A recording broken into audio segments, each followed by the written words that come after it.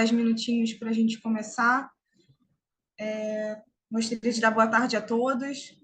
É com grande alegria que a gente inicia essa segunda sessão temática discente do segundo simpósio IB no Campus. Durante esses 3 dias de programação, nós teremos 8 mesas temáticas de alunos, estudantes, jovens pesquisadores que participam dos laboratórios online de pesquisas do IB, no projeto IB no Campus. Eu sou a Carol, coordeno o núcleo acadêmico do Instituto Brasil-Israel e hoje vou auxiliar aqui na monitoria dessa sessão temática. Teremos 4 apresentações de trabalho nessa mesa, que foi intitulada Israel, Nacionalismos e Políticas do Discurso. E hoje nós teremos como debatedora a Karina Stange Calandrin. Ela é doutora em Relações Internacionais, pesquisadora de pós-doutorado do Instituto de Relações Internacionais na USP, professora na Universidade de Sorocaba, autora do livro Bom Dia, Líbano e assessora acadêmica do IB.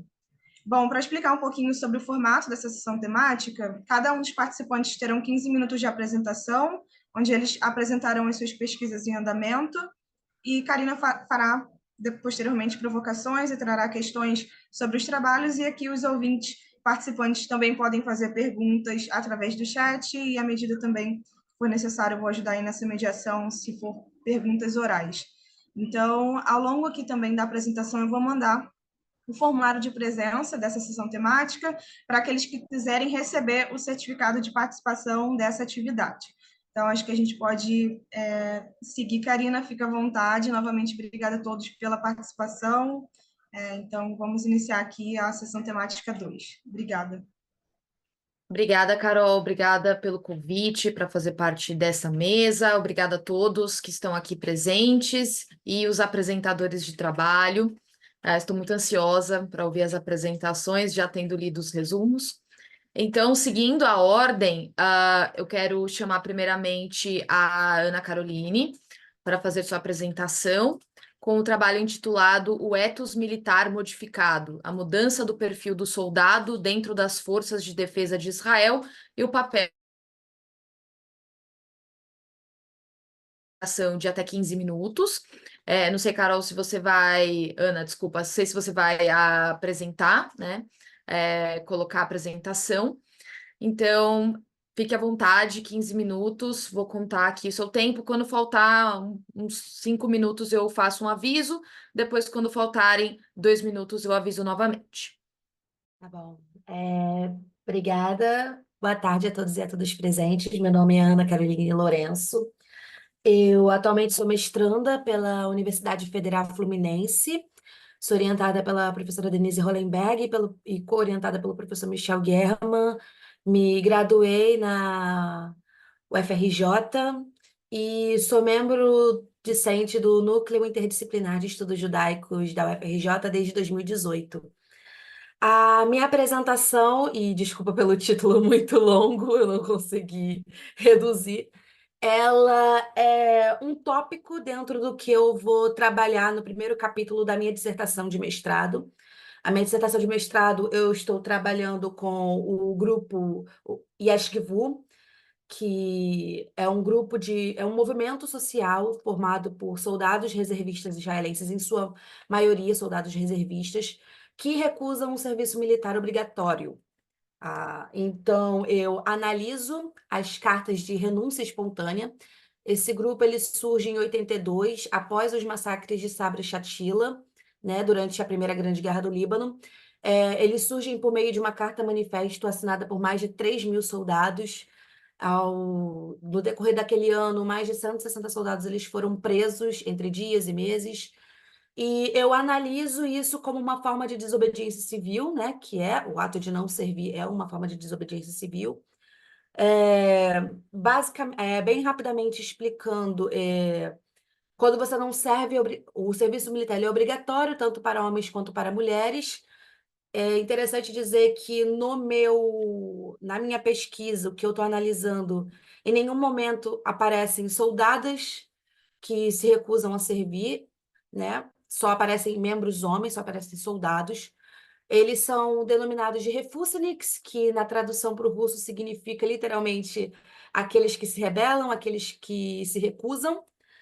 E adentrando um pouco no que eu vou apresentar hoje, e é bem rápido, porque isso são só resultados iniciais, então, eu agradeço desde já qualquer contribuição em termos de bibliografia, de formas de análise diferentes, até porque eu estou analisando pelo olhar histórico, né? Não pelo olhar das ciências políticas ou relações internacionais, o meu olhar é mais histórico, dada toda a minha graduação, minha formação. E dentro desse aspecto, dentro desse grande capítulo que eu vou trabalhar sobre as Forças de Defesa de Israel, né, em primeiro momento, para apresentar aos meus leitores, eu estou analisando agora mais especificamente essa questão da mudança do perfil do soldado, né, dentro das FDI. E é interessante notar porque eu me baseio nessa observação por meio de dois autores, que é a Edna Lonsky-Feder e o Yeji Levy. E eles dois, trabalhando em artigos, em livros, os dois eles trabalham com as relações entre as Forças de Defesa de Israel, né? O exército como instituição e a sua relação com a sociedade israelense, e lembrando que a sociedade israelense ela é uma sociedade que culturalmente ela é militarizada, então a gente pega desde a primeira infância até o início da vida adulta, todos os ritos de passagem, todas as comemorações, todas as rememorações dos traumas fundacionais, todos eles são passados culturalmente, tanto pelas escolas, quanto pelos centros preparatórios daqueles que querem servir. Contudo, existe essa mudança de perfil. Por quê?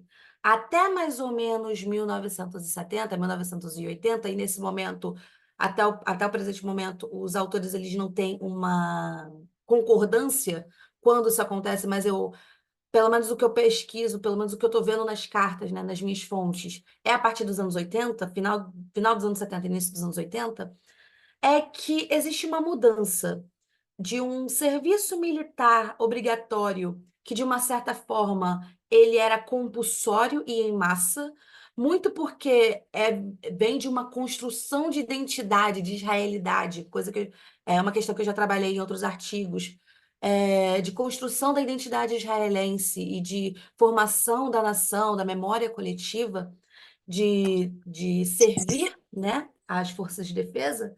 Existe uma baixa, começa a acontecer uma baixa no recrutamento dos soldados. Os autores eles analisam que essa baixa no recrutamento ela advém mais dos soldados oriundos da classe média, né, e de uma elite intelectual. Em sua majoritariedade são asquenazitas, de origem asquenazita, e são homens brancos de 18 anos para cima. Existe uma baixa, e aí essa baixa, esse declínio desse recrutamento, ele vem por algumas motivações que eles explicitam. Uma é um menor voluntariado nos cursos de comando, né, de alto comando, um aumento no perfil médico ao invés de um perfil combativo, lembrando, esses soldados dentro da formação do Exército, eles são divididos entre combatentes e estruturais, tem estruturais que eu digo a parte administrativa, a parte da retaguarda, e os combatentes são os que servem mais na ativa. Existe um aumento também significativo do número de soldados que pedem para ir para a retaguarda, ou seja, não querem mais servir ativamente, mas querem ficar em serviços mais burocráticos, administrativos. Há um aumento da desistência antes ou durante o serviço militar obrigatório por alegações de saúde mental. Isso também é conduzido nas pesquisas desses autores que eu estou analisando também. E um fenômeno adicional que, durante a década de 80, né, entre as intifadas, por exemplo, as escolas secundaristas que preparam esses jovens para o serviço militar, muitos desses jovens, ao invés de pedirem para ir para o serviço da ativa, eles pedem para ir para os serviços de retaguarda. Então, eles pedem para não participarem ativamente durante as intifadas. Eles querem ir para serviços mais administrativos, mais burocráticos. Muito desse efeito desses pedidos vem após 1973, então vem após a guerra do Yom Kippur, e também existe uma mudança desse perfil a partir do momento em que, buscando formas de trazer um aumento desse recrutamento, Então,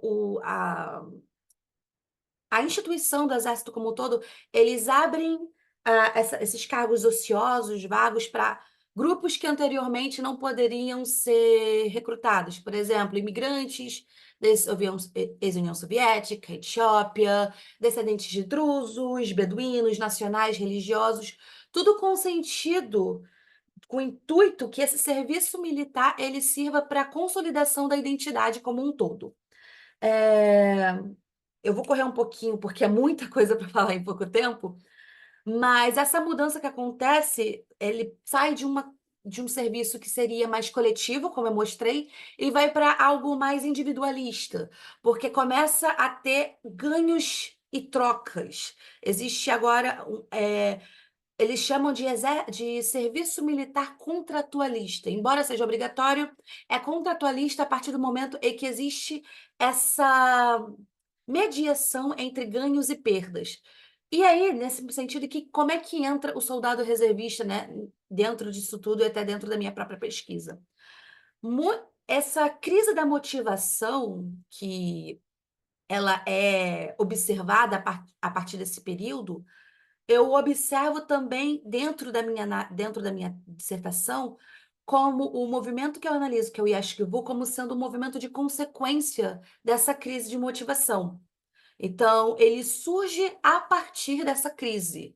Ele não surge como uma resposta, mas ele surge como uma forma de mostrar, né, de trazer o debate para a sociedade do que ocorre nas ocupações ilegais, do que ocorre dentro dos assentamentos, da violência que ocorre ali para com os assentados, para com os palestinos. Então, muitas dessas cartas, eles desenvolvem isso, e tem muito a ver também com a questão da saúde mental. Alguns deles alegam que se retiraram do serviço por conta da saúde mental, por não conseguirem, por não ser, pelo que eles veem dentro do serviço, eles não concordarem com suas índoles, com as suas ideologias, crenças e etc.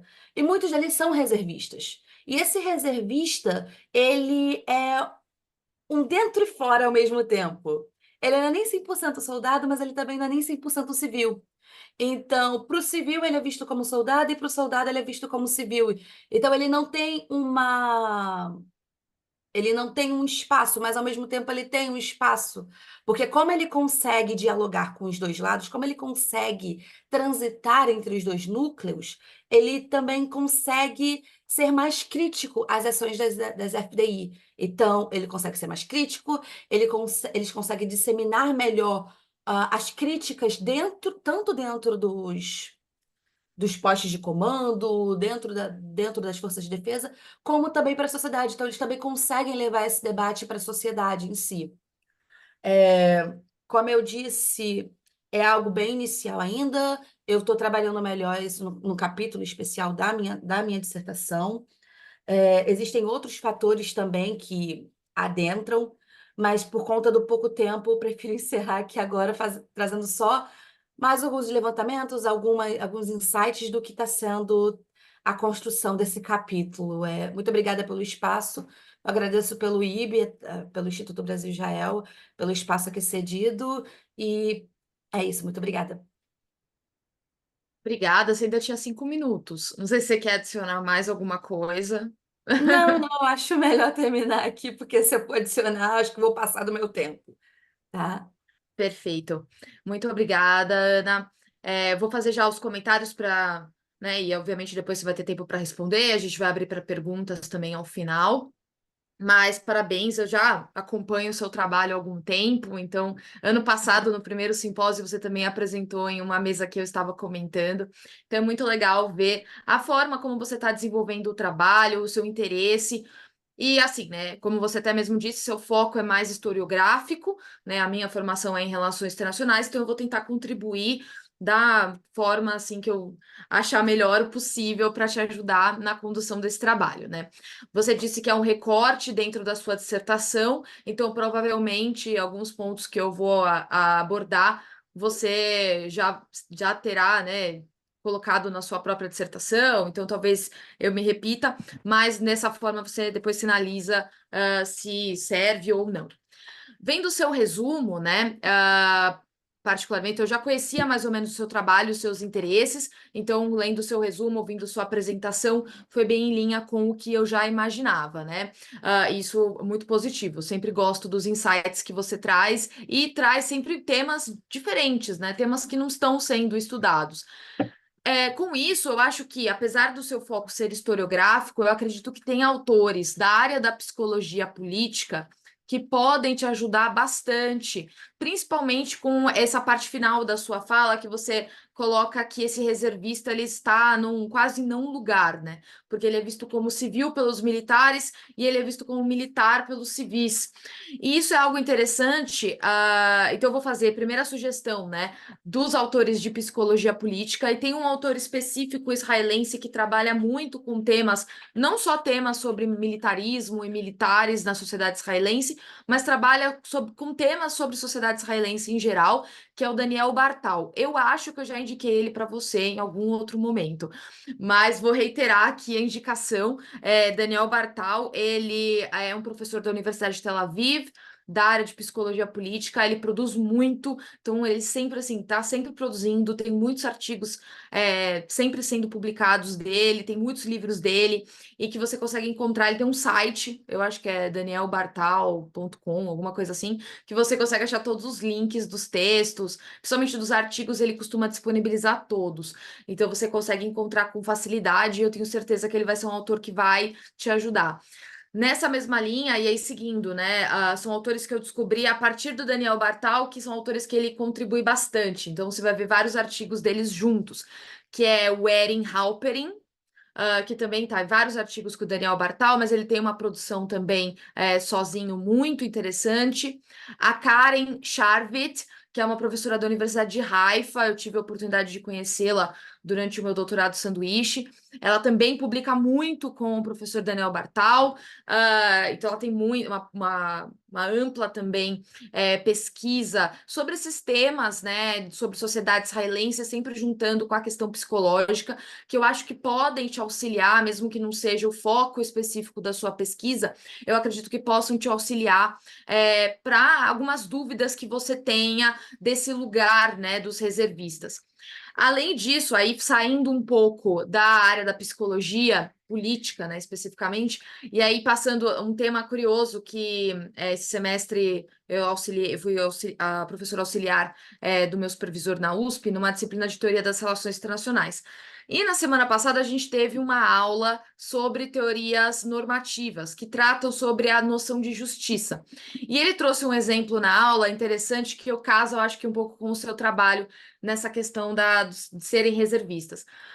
Que tem muito a ver com essa visão que a gente tem, que os diferentes grupos têm sobre o que é justo. Né? E justiça, a gente fala sobre justiça não só do ponto de vista do direito, né? Mas quando a gente fala da justiça do ponto de vista ético e moral, cada um tem a sua visão sobre justiça. E aí ele argumentou, ele deu exemplo sobre por exemplo, que a gente fala quantos civis morreram no ataque agora de 7 de outubro em Israel. E aí os números oficiais, que foram mais de 1.300 civis israelenses que morreram, fora, né, os estrangeiros também que acabaram sendo vitimados. Mas na visão dos combatentes do Hamas, nenhum israelense é civil, porque todos os israelenses fazem serviço militar. Então tem muita essa discussão, que a gente não precisa concordar com essa visão, mas muito com essa noção dessa visão de justiça. E aí eu vou sugerir para você alguns autores dessa área, né, de teorias normativas. Alguns falam sobre guerra, outros nem tanto, mas que podem te ajudar também a tratar um pouco desse lugar do reservista dentro da sociedade israelense e como que ele é crítico a certas posturas que um militar, né, que segue carreira militar, não pode ser crítico, né? Então, eu vou sugerir para você o Michael Walzer. Ele trata especificamente sobre guerra, tá? Ele tem um livro dele, tem tradução em português, mas agora eu não lembro. Mas o livro dele é Unjust Wars. Seriam guerras justas e injustas, né? Então ele trata sobre essa noção de justiça na guerra. Então que tem a justiça ao ir à guerra e a justiça na guerra, né? Na sua prática na guerra. Então acho que isso pode te ajudar também. Deixa eu até ver aqui se é esse Unjust War. Guerras Justas e Injustas é o nome em português. E se você quiser procurar em inglês, é Just and Unjust Wars. Então, o Michael Walzer, ele é um filósofo, mas esse livro dele é muito trabalhado em relações internacionais.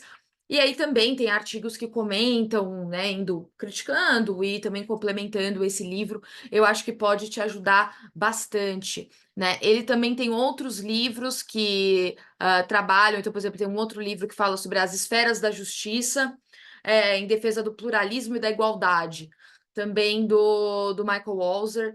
Então, eu acho que essa linha da discussão sobre justiça, né, e dessas visões diferentes sobre justiça podem te ajudar também na pesquisa, né? Então, você até falou, podem citar autores, então estou te dando alguns aí para você ir caminhando, e obviamente, né, a partir deles você vai encontrar outros, tanto que vão criticar, como vão também trazer outras nuances para o argumento deles, né?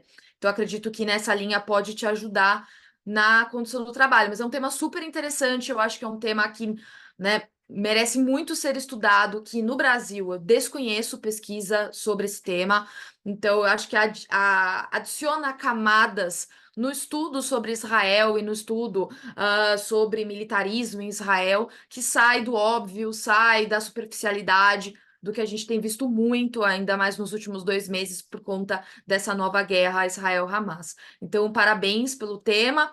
Depois, no final das apresentações, a gente vai também abrir para perguntas, caso algum ouvinte tenha perguntas para você, mas novamente parabenizando.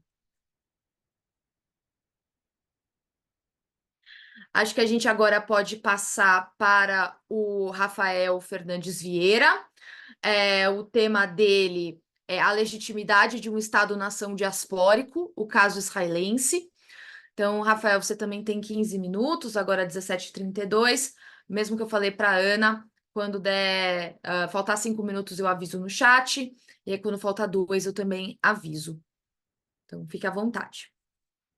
Obrigado, Karina. Boa tarde a todas e a todos. Eu sou formado em Relações Internacionais, estou terminando meu mestrado também em Relações Internacionais no Instituto de Relações Internacionais da Universidade Nacional de La Plata, na Argentina.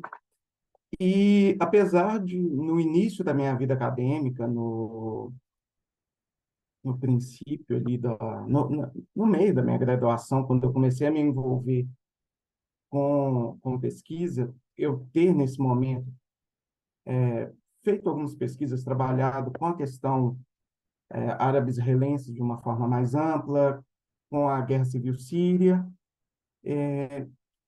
Ao longo da minha trajetória, eu fui mudando bastante de área, tanto que hoje o que eu trabalho mesmo é com análise de política externa, estudos estratégicos e cooperação internacional. Aliás, análise de política externa e estudos estratégicos relacionada à questão Malvinas, né, disputa de soberania do território entre a Argentina e o Reino Unido, e análise de política externa e cooperação internacional quanto à Antártica, né, a presença principalmente dos países sul-americanos na Antártica. Só que, desde outubro, eu estou retomando lá esse início da minha trajetória acadêmica, muito em função do conflito, muito em função da desinformação, que não é de agora, a gente sabe disso, né, que vem de décadas e que me incomoda muito. Então, eu decidi, não só como um analista internacional, mas também como judeu, me posicionar onde eu acredito que eu posso melhor fazer isso, que é dentro da academia. Está sendo um desafio, né? Esse trabalho ele ainda não está finalizado e está sendo um desafio escrever sobre isso de certa maneira, porque eu estou tendo que retomar algumas coisas que eu não tocava desde a graduação. Apesar de ter uma noção, né, ter algum conhecimento, não eram coisas que eu trabalhava no meu dia a dia nos últimos anos.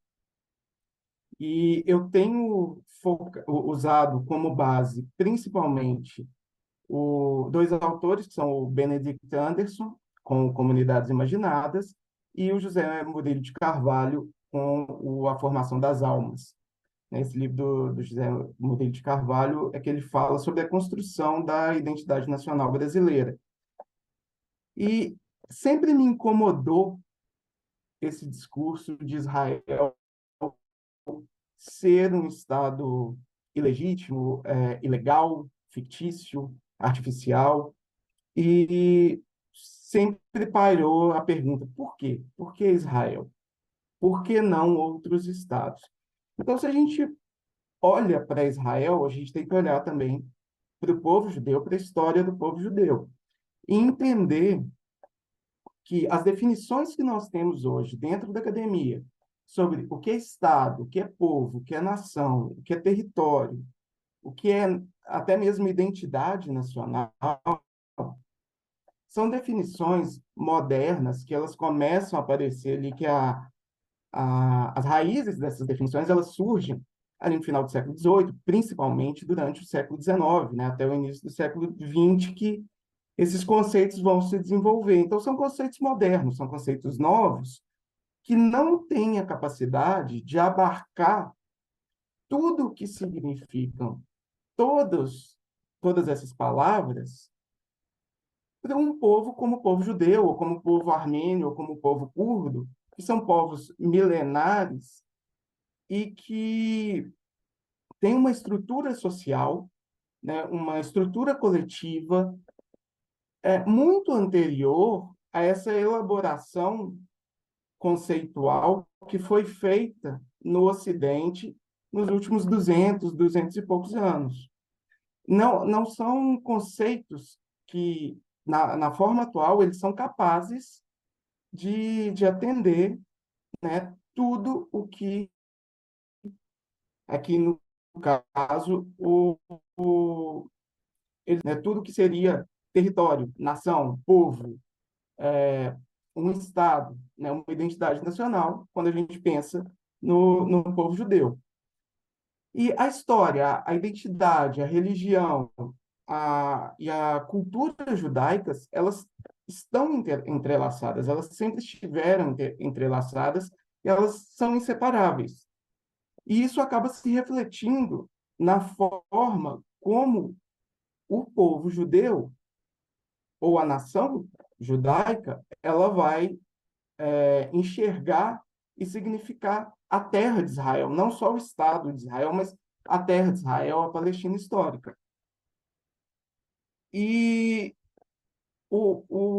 isso também vai dos laços que são estabelecidos, né, entre a própria comunidade e entre a comunidade e a região. E a gente pode ver reflexo disso no idioma, não só no hebraico, mas em outros idiomas judaicos também, como o Yiddish, o ladino e tantos outros que, que ainda existem de forma mais restrita, né? Mas seguem existindo, e também em práticas religiosas, né? Em orações, em textos religiosos, em rituais, em narrativas históricas e narrativas mitológicas do povo judeu, na literatura de uma forma mais ampla, na música e em outras expressões artísticas e culturais. A presença dos judeus na Palestina histórica, ou na Terra de Israel, ela é constante e, né, ininterrupta e inquestionável há mais de 3.000 anos. E as migrações que aconteceram ao longo desse tempo, sejam migrações voluntárias ou migrações forçadas, e aí acho que quando a gente fala de migração forçada daquela região, o que vem à mente é a diáspora causada pelos romanos. Mas, seja qual for o motivo de migração dos judeus que viviam naquela região e foram se estabelecer em outros pontos, isso, pensando de uma forma coletiva, não eliminou os laços, a relação entre o povo e a terra. O vínculo psíquico, emocional, né, histórico, cultural, ele existe. E ele nunca foi rompido. Se a gente pensa na coletividade judaica e não em indivíduos judeus, é um vínculo que nunca foi rompido. E é um vínculo determinante para a ideia de identidade judaica, né? E isso vai se refletir na construção do movimento sionista moderno. O movimento sionista moderno, ele vem basicamente de três pilares. Um é Haskalah, o iluminismo judaico. O outro é o sionismo histórico, o sionismo bíblico. E o terceiro é aquela onda inicial de antissemitismo que tomou conta da Europa ali na segunda metade do século XIX até o final da Segunda Guerra Mundial, né? E que foi um reflexo da Haskalah. Até certo ponto, é um reflexo da integração das comunidades judaicas europeias às sociedades europeias. Foi uma reação dos não-judeus a, a essa integração, reelaborando um antijudaísmo que é milenar, né?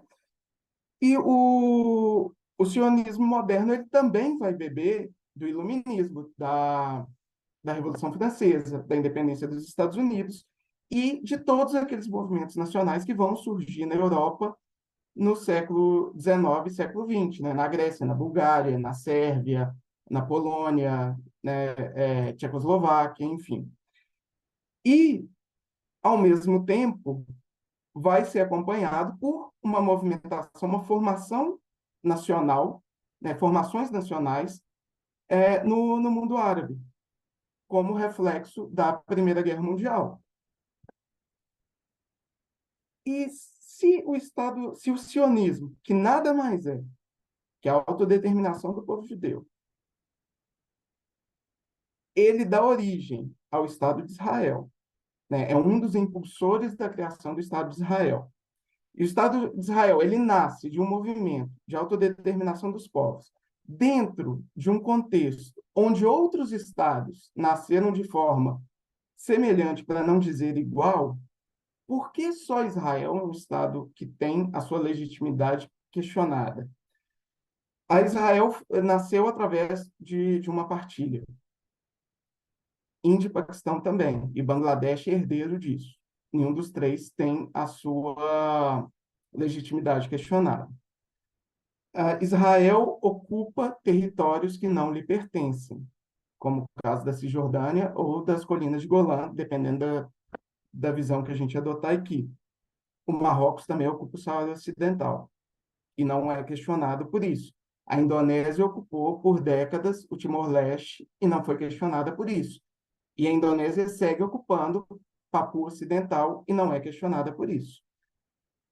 Se Israel tem semelhantes nesses pontos negativos em outros pontos do mundo, se Israel está incluso no sistema internacional, faz parte da Organização das Nações Unidas, faz parte de outras organizações internacionais, é reconhecido pela maior parte dos estados soberanos do sistema internacional e foi constituído e obedece às normas do sistema internacional. Por que é o único Estado que tem a sua legitimidade questionada dessa forma? Eu ainda não cheguei a uma conclusão, mas a hipótese que eu tenho é que o antisionismo e o questionamento da existência do Estado de Israel, e quando eu falo antisionismo, obviamente não é todo tipo de antisionismo, mas esse antisionismo mainstream nada mais é que uma nova forma de expressar o antissemitismo.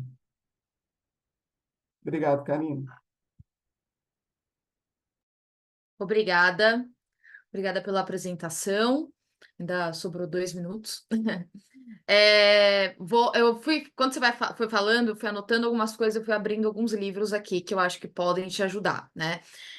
Eu gostei muito da sua escolha do tema, eu acho que é uma indagação que qualquer pesquisador, principalmente em relações internacionais, em que o Estado é o principal objeto de estudo, né, o principal ator que nós consideramos nas relações internacionais, eu acho que são questionamentos que então, qualquer profissional de RI vai se deparar e vai, pelo menos aqueles que têm uma acessibilidade maior, como você e como eu, vão querer estudar este tema. Então, são questões que também eu me questiono, né, eu me pergunto corriqueiramente, por conta, né, principalmente nos 2 últimos meses, dos comentários que a gente tem visto nas redes sociais, né, de deslegitimação do Estado de Israel como um todo, né? Então, a partir da sua escolha de autores iniciais, né, eu tenho algumas sugestões de autores que podem te ajudar a entender um pouco mais a construção de Israel enquanto uma nação. E aí, o primeiro autor que eu vou passar tem um livro específico dele, mas eu acho que ele tem vários textos interessantes que você pode procurar. Todos que eu vou citar aqui são israelenses, então, porque há uma produção muito grande em Israel sobre este tema, primeiramente é o Uri Ram, então, Uri, né, e o sobrenome dele é Ram, R-A-M. O livro dele que eu estou citando aqui é o Israeli Nationalism, mas ele tem vários outros artigos, vários outros livros também. Ele é um sociólogo israelense, então ele tem um estudo. Ele tem um livro excelente, que não é tanto para o seu tema, mas que, caso você tenha curiosidade, que ele narra todo o desenvolvimento da área da sociologia em Israel. Isso, né, da área da academia, né, das ciências sociais em Israel, que é o Sociology Text in Context. É muito legal esse livro, assim, é muito interessante como a área foi se construindo, porque a área ela se constrói junto com o Estado. Então, ela vai surgindo, vai se entendendo como que é uma sociologia israelense, conforme também o Estado vai se desenvolvendo. Então, é muito interessante, não é só um texto acadêmico sobre as ondas da sociologia israelense, é também um pouco esse lugar que Israel ocupa no mundo. E esse livro sobre o nacionalismo israelense é um pouco sobre essa construção que vai muito em linha com o texto das comunidades imaginadas do Anderson que você citou. Então, eu acho que ajuda nesse contexto, né? Uma teoria mais geral junto com uma aplicação ao caso israelense. E algo que você coloca, né, e nas RI é muito comum isso, a gente estuda o Estado moderno, né? Então, quando a gente fala, o próprio nome diz Estado moderno, então ele surge na modernidade, e um dos pilares do Estado moderno é a construção de nação, da ideia de nação. E essa construção, ela também é moderna, né? A ideia de nação, de nacionalismo, né? Ela é moderna, ela é fruto da modernidade e é também fruto da sociedade moderna europeia. E aí é por isso que eu acho que vem um pouco, né, quando as críticas são direcionadas ao sionismo político e dizem que é um movimento colonizador europeu, o sionismo ele é um movimento nacional, de autodeterminação nacional, que surge, né, o sionismo político, né? Ele surge na Europa, né, no século XIX. Então não tem como muito fugir, porque é a natureza do seu lugar e do contexto histórico em que o sionismo político estava inserido. Então não dá para esperar, a gente não pode olhar com os olhos de hoje um movimento que surgiu no século XIX. Então eu acho que são esses cuidados que muitas vezes os críticos ao sionismo político não têm e por muitas vezes são ignorantes também ao próprio desenvolvimento do sionismo enquanto linhas ideológicas, né, dos Tá sionismos. bom. Aqui no Pode IB a gente começar sempre pela desligar, fala por favor, tá bom? do sionismo Obrigada. no plural. Não, Vou pedir só depois para desligarem os microfones, gente. Isso, obrigada. Então, assim, o sionismo, a gente sempre fala no IB, né? O sionismo ele é plural. Então, o sionismo tem vários sionismos, e o desenvolvimento deles é diferente, e depende muito também do contexto em que estão inseridos. Falando do sionismo político original de Herzl, pouco significou para o desenvolvimento do sionismo posterior, né? Mas é sempre citado por aqueles detratores do sionismo como o único sionismo, o sionismo de Herzl.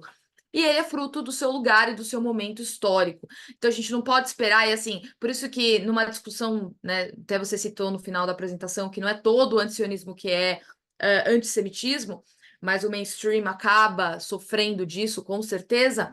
Mas um antisionismo, para mim, que é possível, é um antisionismo que discute o Estado-nação como um todo, o Estado moderno como um todo. E aí não é só Israel, é qualquer Estado moderno, né? A própria construção do Brasil. Quando a gente pensa da construção do Brasil enquanto um Estado moderno, passaram por diversas questões que hoje são condenáveis, mas que o Brasil passou por isso na sua construção enquanto Estado.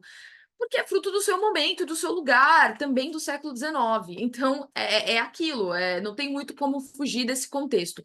Então, o Uriran, ele trabalha muito isso nesse livro, e eu acho que pode te ajudar. Em vários pontos que você citou, ele trata no livro, então, a própria construção do idioma, né, do reavivamento do hebraico, a escolha do hebraico, as diferenças, né, no trazer valores judaicos, mas que não seria um Estado teocrático, né? Então, eu acho que todos esses aspectos que você cita passam, né, o Uriran trabalha. O outro livro que eu queria te indicar é o do Yoav Gelber, também outro autor israelense, que o livro dele chama Nation and History. Então ele fala, né, tem o subtítulo, né, Israeli Historiography and Identity Between Zionism and Post-Zionism. Então ele vai discutir, ele trata menos, né, da criação do Estado de Israel e mais ali num desenvolvimento pós anos 70, anos 80, até o livro ali é de 2011, então ele vai até os anos 2000. E fala um pouco sobre questões que são, por vezes, controversas na própria política israelense, mas que não invalidam a existência de Israel enquanto um Estado, porque políticas contraditórias e questionáveis existem em todos os países do mundo. Então, eu acredito que isso também pode te ajudar. Ele cita outros autores interessantes nesse livro. E o último é da Anat Hellman, chama Becoming Israeli. Então, ele é bem do final ali dos anos 40 e dos anos 50 que ela foca. É de 2014 esse livro, mas ele foca principalmente no final dos anos 40 e dos anos 50. Então, exatamente tratar dessa construção do israelense, né? Porque você tem... que é algo que também hoje em dia, no próprio debate público, né, há uma confusão muito grande, né, do judeu, do israelense, e entender que o israelense, obviamente, a maioria é de judeus, mas também tem diferentes grupos étnicos dentro da construção dos judeus israelenses. Também existem os não-judeus e que são israelenses, então como que é feita toda essa construção? Então, eu acredito que esses livros vão poder te ajudar a dar mais fôlego para o seu trabalho, que já traz questionamentos, né, muito valiosos e que eu acho que é importante, né, acho que como você colocou no começo, a gente tem que estar na academia, então por isso que esse evento do simpósio, ele é tão importante também para a gente trazer esses questionamentos e também rebater essas próprias críticas que são feitas de maneira praticamente infundada, a gente rebater isso na academia científica, então a gente debater com artigos, publicando artigos, debatendo esses artigos, né, academicamente falando, né? Então, eu quero elogiar também novamente a escolha do seu tema, você querer, agora que você está pesquisando algo tão diferente, mas você querer retomar esse tema é muito importante. Nós precisamos cada vez mais de pesquisadores, pessoas, né, com know-how científico, acadêmico, pesquisando esses temas para aumentar a produção científica, né? E aí, infelizmente, até eu não falei isso para Ana, mas infelizmente também vou falar para você, a gente tem que publicar em inglês, tá, gente? Menos, não tem muito pesquisa em português, a gente sabe, né? No seu caso, o Rafael está na Argentina, então deve também escrever muito bem em espanhol. Talvez em espanhol é uma língua muito mais lida que o português, mas a gente tem que publicar esses textos em línguas, né? Infelizmente, o português não é tão lido, então em línguas que têm um alcance maior, né? Então, no caso, o inglês costuma ser a principal, então a gente buscar também fazer essas publicações em inglês para ganhar um alcance maior nas pesquisas, tá? Mas parabéns, Rafael, muito obrigada pela sua apresentação e por ter enviado o resumo para o simpósio. Agora nós vamos para a terceira apresentação da Camila. Deixa eu abrir aqui o título correto. O texto aqui. Então, agora temos o terceiro trabalho da Camila Crespim, para além da para além da defesa de mísseis, discurso sobre o Iron Dome no Twitter. Então, Camila, mesma coisa, 15 minutos, te aviso quando faltar 5 e depois quando faltar 2. Fica à vontade. Oi, boa tarde. Será que eu posso compartilhar minha tela? Pode sim, deixa eu ver se está liberado aqui. Acho que tá. Pode compartilhar.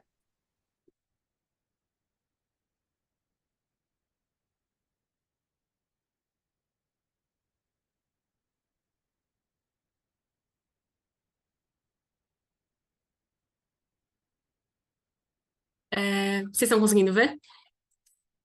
Sim. Beleza, então eu decidi fazer a apresentação pela forma como eu desenvolvi meu trabalho, achei que seria mais fácil para explicar. É, Esse foi um trabalho que eu fiz de monografia do meu curso de Relações Internacionais na FGV, que eu recentemente entreguei. Bom, o título dele, além da defesa de mísseis, discursos político-militares sobre o Iron Dome na plataforma X, que é o antigo Twitter. Aqui uma imagem ilustrativa. Bom, eu tentei colocar aqui um sumário resumido do que estava presente no meu trabalho, e o objetivo do meu estudo foi entender como que as instituições de governo utilizam as redes sociais para comunicar estratégias de defesa, porque já está bastante evidente para a gente que as redes sociais são um polo importante para moldar a percepção pública, para que políticos possam influenciar em favor da agenda política deles. Então, eu decidi que o Iron Dome seria um excelente objeto de estudo para isso, porque ele tem muito sucesso na sociedade israelense e mundo afora. Inclusive, agora a gente está vendo o quanto, né, o Iron Dome não é citado, quanto ele não é muito glorificado pelas pessoas, pela capacidade de defesa dele mesmo. E o que eu estou buscando entender é como que essas instituições de governo israelenses, político-militares, no caso eu analiso o Ministério de Defesa de Israel, as Forças de Defesa de Israel e as Forças Aéreas, que foram escolhidas por uma questão de disponibilidade de posts que mencionam o Iron Dome. Eu analiso no total 137 posts, todos foram analisados manualmente por meio de um sistema que eu vou mostrar mais adiante. E no final meu argumento ele é falsificado, enfim, eu vou entrando tudo nisso mais para frente. Na minha revisão de literatura, eu dividi ela em 3 frentes. Primeiro, a teoria de deterrência, porque o que eu estou tentando entender será que essas instituições de governo comunicam estratégias de defesa a partir numa lógica da teoria de deterrência? E a teoria de deterrência, eu utilizo um conceito do Mearsheimer, que é um clássico da teoria realista das relações internacionais, que é convencer um oponente a não iniciar uma ação específica porque os benefícios percebidos não justificam os potenciais custos e riscos. Então, é um pouco tentar evitar uma ofensiva por parte de inimigos. Isso é muito visto no caso das armas nucleares, mas o Mearsheimer eu escolhi ele justamente porque ele também atribui isso a guerras por meios convencionais, que são as guerras que a gente vê que, enfim, não se utiliza armas nucleares. E então eu trago um pouco esse debate, falo por que eu uso essa teoria, e por que eu escolhi o Mearsheimer. Em seguida, eu faço uma revisão sobre o Iron Dome, quais são os estudos que já foram feitos sobre o Iron Dome, que em grande parte relaciona o arsenal, as implicâncias dele no direito internacional. Então, principalmente agora, a gente vê muito esse debate, né? Mas se Israel pode defender, por que ele está atacando? Então, é um debate muito forte em relação a isso. Também sobre as implicações políticas, o Iron Dome dá mais espaço para tomadas de decisão, dá menos, as pessoas ficam mais ou menos apreensivas com o que está acontecendo, tem menos pressão pública, são vários autores debatendo isso. E em seguida eu falo sobre as redes sociais e trabalhos que analisam as instituições de governo israelense,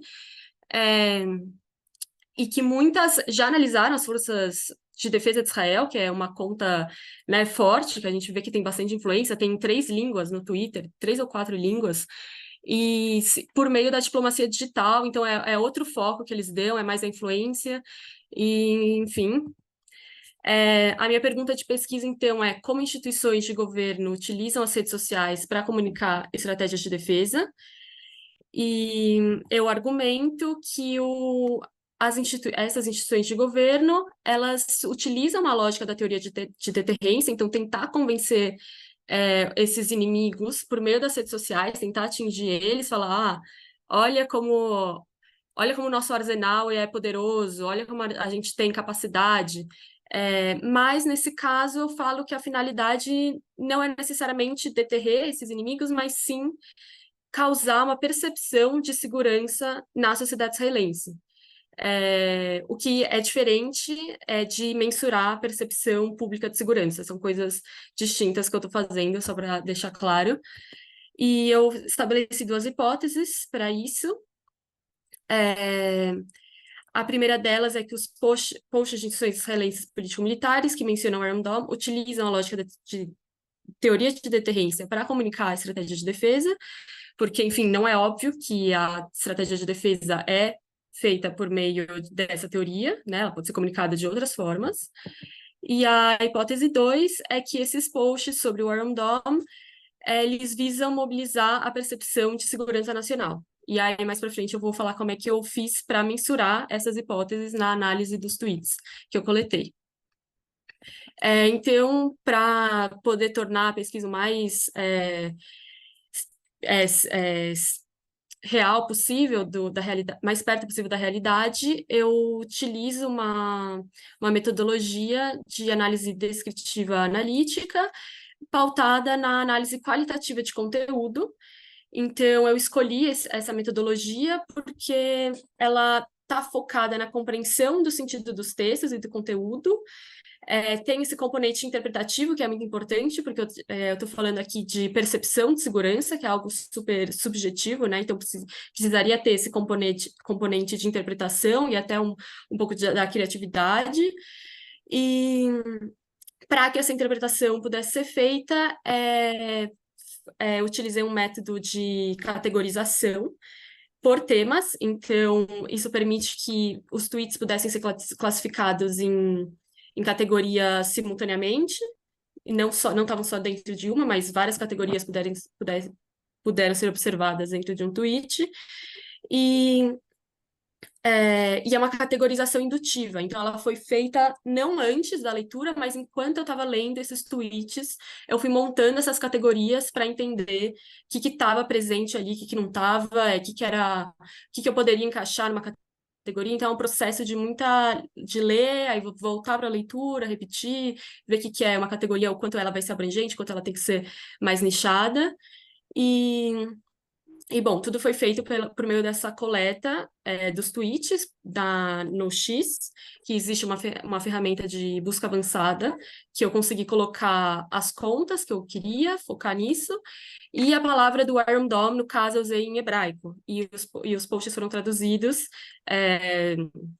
um pouco com a internet, um pouco com o meu conhecimento do hebraico, e para que então eles pudessem ser analisados. E, enfim, com essa categorização, foram feitas 12 categorias, com base nesses 137 tweets, eu criei um sistema para todos e não por instituição. E para poder analisar a hipótese 1, depois que essas categorias foram criadas, eu entendi que a lógica da teoria de deterrência, ela podia ser observada a partir da categoria de ênfase em capacidade, que é o esforço dessas instituições em tornar público esses assuntos técnicos e operacionais do Iron Dome, e aí isso retoma a definição do Mearsheimer de deterrência, né, à medida em que está reforçando a eficiência técnica do Iron Dome e desencorajando que esses inimigos ataquem. A segunda categoria é a narrativa de sucesso, porque ela está atribuindo, não só existe essa exposição do caráter técnico, mas também uma atribuição de valor positivo, que reforça, né, essa capacidade, essa eficiência do sistema. E a terceira é a ênfase em ameaça, porque isso retoma a questão, né? Olha os custos e riscos que o adversário tem caso ele resolva atacar. Então, tudo isso está triplamente exaltando um pouco esse caráter de deterrência do arsenal. Então, essa foi a forma que eu encontrei para medir a hipótese 1. Então, eu analisei os tweets e vi se eles tinham em comum, se estava presente essas 3 categorias simultaneamente, para que, então, pudesse observar que existe, sim, uma lógica de deterrência. E como são hipóteses independentes, uma categoria não influencia na outra. Então, para a hipótese 2, eu escolhi essas 2 categorias, que eram que mais faziam sentido, e óbvio que, assim, todas as categorias foram feitas focadas na minha pergunta de pesquisa. Então, foi feito um estudo direcionado para o que eu estava querendo entender. E para a hipótese 2, é sentimento, que é algo super subjetivo, principalmente porque eu uso uma definição de segurança do Bruce Schneier, que fala que a segurança é tanto um sentimento, tanto uma realidade. Então, como é que eu faria para medir esse sentimento? E aí eu tentei buscar palavras que estão relacionadas a emoções e também foi muito necessário analisar os trechos como um todo, porque justamente precisaria dessa interpretação e o que justifica também o uso dessa metodologia. E a função do Iron Dome, que no caso, é a exaltação não dos aspectos técnicos, mas a função social do Iron Dome, que é proteger as pessoas, proteger os civis, etc. E, bom, tenho que correr aqui, mas só para vocês terem uma noção de como foi feito esse estudo, eu peguei as categorias, os posts das Forças de Defesa de Israel, e eu vi que, por exemplo, não teve nenhum post que ocorreu simultaneamente a presença das 3 categorias. No caso, não comprovando a hipótese 1, e também não foi comprovada a hipótese 2, muito embora as categorias tenham sido observadas individualmente, ou no caso da hipótese 1, em vez de observar as 3, foram observadas 2. Então, isso me permitiu tirar outras conclusões que também foram importantes. Pode ser que a teoria de deterrência não está presente de forma absoluta, mas aspectos dessa lógica está sim presente nessa forma de comunicação. Aqui tem alguns 2 exemplos que eu coloco sobre a hipótese 1 e a hipótese 2. Nesse caso, eles postaram, preparados todos os dias da semana, os comandantes da bateria Iron Dome contam sobre as interceptações bem-sucedidas. Então, está mostrando o quanto essa capacidade técnica, os testes operacionais estão sendo bastante exitosos. E no caso da hipótese 2, a gente observa aqui no final que a atividade contínua no ataque e defesa dos céus do país. Então, ele sempre tem essa abordagem, era bastante comum, tudo isso era muito comum, por isso que está dentro de uma categoria, não são casos isolados, e que mostra a função social e o quanto ele está em função dos cidadãos. E aqui é mais outro exemplo, mas o Ministério da Defesa de Israel foi um caso mais à parte, porque sim, foi comprovada tanto a hipótese 1 quanto a hipótese 2 simultaneamente. Aqui tem o exemplo das hipóteses, acho que por uma questão de tempo também vou pular. E no caso das Forças Aéreas de Israel, a hipótese 1 não é comprovada, mas a hipótese 2 sim, então a gente consegue ver, por exemplo, sempre confiei no Iron Dome e agora que estou do outro lado, entendo significado. Nos últimos dias, combatentes e sistema de defesa aérea trabalham com determinação para proteger os céus do país. Então, você tem uma questão de sentimento, que está falando sempre confiei no Iron Dome, criando esse elo entre emoção e arsenal militar, e que é reafirmado essa questão da percepção de mobilizar, a percepção de segurança por meio de, olha como o Iron Dome, ele é um credor da segurança da nossa sociedade, né? Proteger os céus do nosso país, sempre é colocado muito por meio dessas abordagens. E como foram feitas 12 categorias, os resultados eles permitiram observar que existem outras categorias que se sobressaltaram em relação às que eu uso para as minhas hipóteses, que permitiram que outras conclusões fossem feitas, que pesquisas futuras possam desenvolver essas abordagens, essas formas de comunicar estratégias de defesa, e que eu discuto isso no meu trabalho, mas por uma questão de tempo... E em relação à discussão que eu faço, o argumento ele é falsificado, porque não é visto em grande quantidade, embora o Ministério da Defesa tenha comprovado a hipótese 1 e a hipótese 2. Então, eu coloco que a hipótese 1 ela recebeu pouco apoio, a hipótese 2 um apoio mais moderado. Tem algumas limitações da pesquisa, não coloquei critério de tempo, mas também isso limitaria a minha quantidade de posts. Pode adicionar posts de generais, entender também o quanto o Twitter está presente aí. Muito caráter interpretativo também na pesquisa, por mais que a metodologia que eu usei tentou tirar o máximo viés. E, enfim, aqui retomando, né, a falsificação do argumento. e as referências que eu uso no meu trabalho. E acho que é isso, assim, no geral. Muito obrigada, Camila. Nossa, realmente te elogiar, porque é um trabalho de conclusão de curso, mas poderia facilmente. Não li o trabalho escrito, mas da forma como você desenvolve metodologia, podia ser facilmente um trabalho de mestrado. Não sei se você tem interesse em seguir, mas eu realmente encorajaria que você fizesse, porque faltam trabalhos, né, metodologicamente, assim, como você desenvolveu o seu. Então, parabéns pela escolha do tema, parabéns pela metodologia que você escolheu. É muito importante esse tipo de análise de discurso que anda muito ainda em baixa, principalmente no Brasil, nas pesquisas acadêmicas que a gente vê na área de relações internacionais, principalmente, que é a área que eu atuo.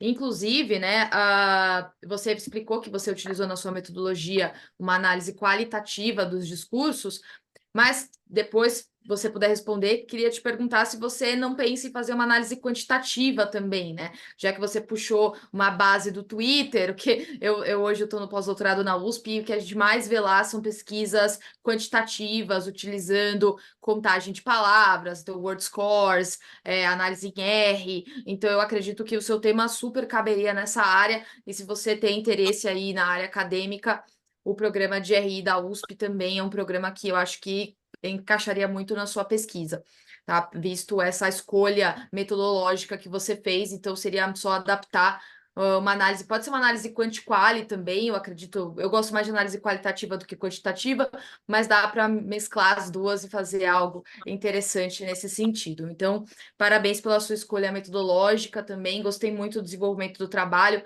assim, um rigor científico realmente muito, muito bom. Parabéns mesmo. Testou as hipóteses, colocou lá, nossa, assim, a apresentação ficou muito boa.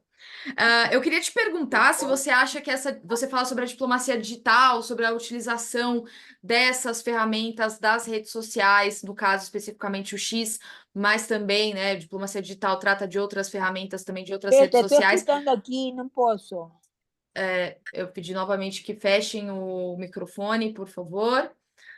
Obrigada. Mas então, voltando, se você acha que essa ferramenta da diplomacia digital ela é bem sucedida, não só no caso da discutindo, né, deterrência, discutindo o conceito do Mearsheimer, mas pensando num aspecto mais amplo.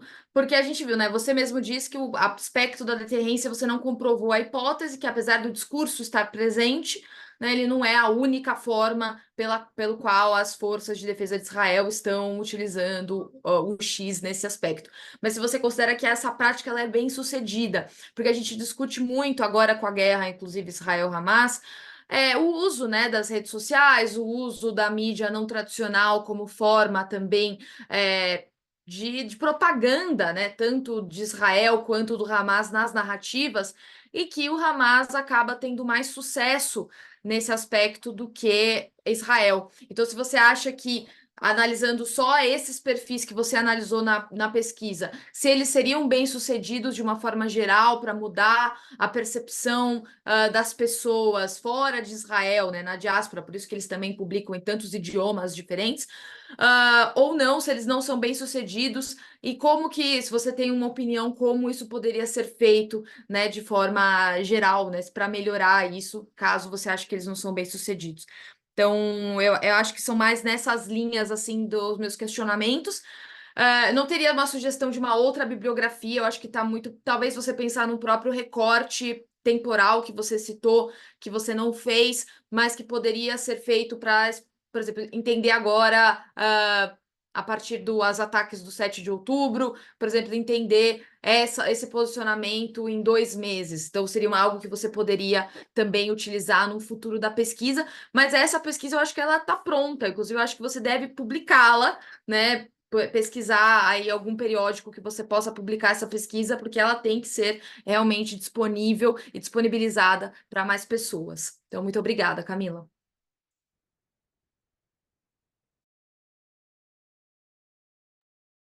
Tá no mudo. Para eu responder as questões agora? Você pode ficar à vontade para Tá responder. bom. Então, também agradecer o convite do IB. Obrigada pelos comentários, obrigada a presença de quem se dispôs a estar aqui. E eu acho que é uma pergunta, assim, difícil de ser respondida, mas com base nos perfis que eu analisei, eu acho que são perfis que têm objetivos distintos, embora sejam, né, desse caráter político-militar. Tanto que as forças de defesa de Israel, eles têm muito mais força, que é um perfil que a gente vê no Insta, no próprio X, né, até no Facebook, que eles estão sempre postando, eles têm, acho que uma forma de propaganda muito forte, enquanto o Ministério da Defesa é já uma coisa mais, olha o que o ministro está fazendo, é mais compartilhar a agenda, assim, do ministro, que inclusive eu acompanhei, assim, fui pegando, né, antes de chegar nesse resultado, eu fui vendo quem foram os ministros em 2012 e 2014, que foi quando o Iron Dome foi utilizado nas primeiras duas operações, né, que foi quando ele ganhou grande sucesso e reputação. E eu vi que o perfil ele não mudava tanto, né? Existe um consenso, que é muito interessante, que, embora os ministros possam ser alterados, e também levando em consideração que o Bibi, nessa coalizão, já está no poder há bastante tempo, não teve uma discrepância política muito grande ao longo dos anos, mas que existe um consenso de que o Iron Dome ele sempre está em uma exaltação, assim, da capacidade dele. O que é até curioso, porque nos textos sobre o Iron Dome fala que, olha, o Iron Dome é bom, mas a gente tem que ter calma, porque ele também não é o grande salvador, ele é um sistema falho, tanto que a gente está vendo que vários mísseis estão caindo, e ele não defende completamente Israel por inteiro, o extremo sul, extremo norte não pega o Iron Dome, por isso que o pessoal, né, sofre mais, e existem outros sistemas de defesa aérea para armas mais poderosas, porque o Iron Dome é um sistema que custa bilhões de dólares para defender mísseis de $200 feitos com cano de água do Hamas. Então, voltando para a pergunta sobre a diplomacia digital, eu acho que o que eu vejo assim na diáspora, para mim, e com base no meu estudo, eu acho que canais mais a parte do governo tem uma capacidade forte de influenciar as pessoas com conteúdos menos viesados. Porque o Israel tenta moldar uma percepção pública, a gente até viu, né, em relação ao que aconteceu com o hospital, o governo falava uma coisa, cada lugar falava uma coisa, e então acho que é muito como é que eu poderia dizer? Não sei se é eficiente, mas eles estão moldando com base nos interesses deles.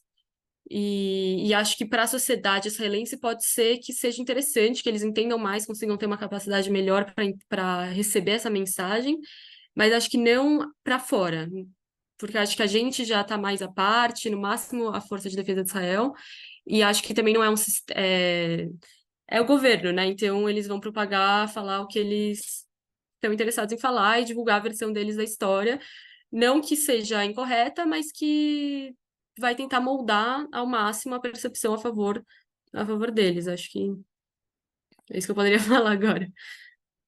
Tá ótimo, muito obrigada, Camila. Agora a gente vai abrir para perguntas para todos os apresentadores, então perguntas do público que está nos acompanhando. Então, quem quiser fazer uma pergunta, pode abrir o microfone, levantar a mão aqui no Zoom que eu vou chamando e direcionar a pergunta para qual apresentador ou quais apresentadores, no caso de mais de um. Também podem utilizar o chat, estou aqui acompanhando, moderando o chat, então também podem enviar perguntas pelo chat.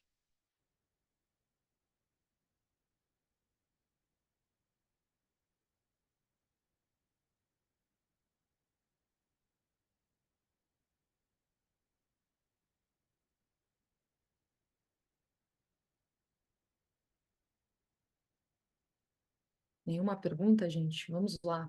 Não se acanhem.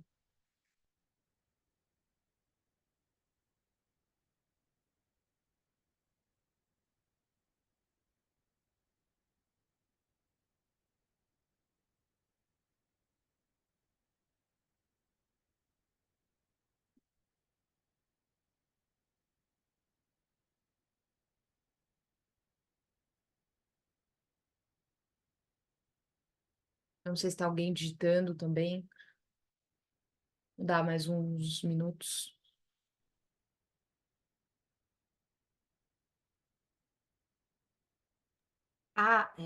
Karina, eu não pude falar Uhum. naquela hora. Não, só ia agradecer pelas dicas que você me deu, né, de bibliografia, para dizer que eu não tinha pensado ainda em usar psicologia política, eu não tinha pensado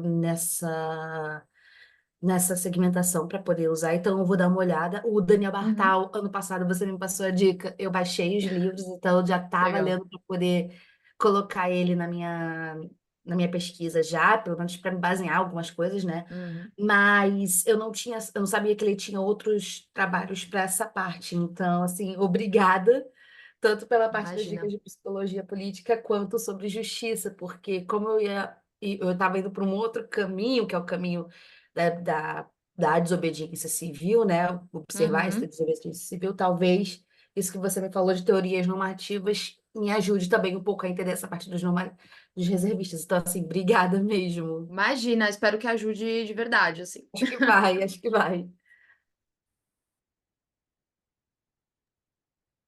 Karina, também vou Oi. aproveitar para te agradecer pelas dicas. Eu acho que vai me ajudar muito e é algo que eu estou sentindo falta no meu trabalho, né? Ter análises mais específicas do caso de Israel e ter fontes disso, né? Que eu não seja só eu fazendo essas análises e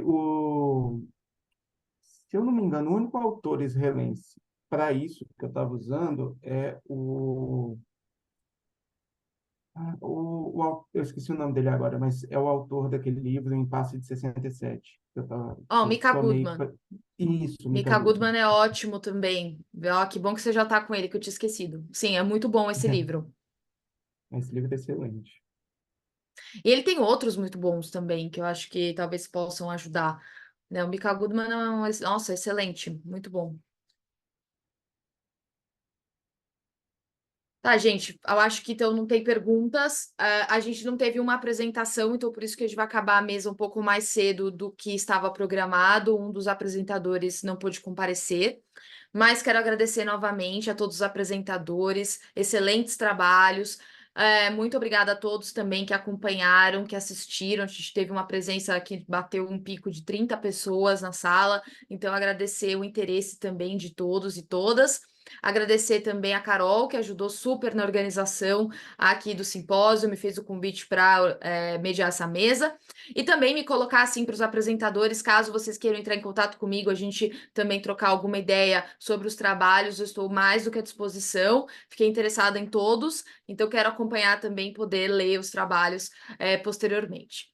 Então, muito obrigada a todos, boa noite, bom final de quarta-feira e amanhã tem mais simpósio, tá, gente? Não percam, amanhã tem mais 4 mesas, começando, acho que é às 10 da manhã, né? Não sei se a Carol tá ouvindo aí, que ela tá arrumando as outras mesas, mas teremos 4 mesas amanhã. Vou só checar para avisar a todos aqui o horário que começa, abrindo a programação. Só um momento, gente. Aqui.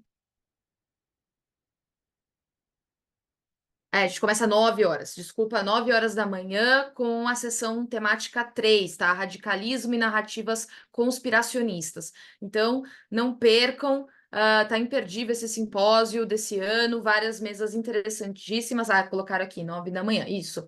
Começamos às 9, então, muito obrigada, pessoal, estejam presentes amanhã e até uma próxima. Boa noite, tchau, tchau. Boa noite, gente. Obrigada, foi ótimo.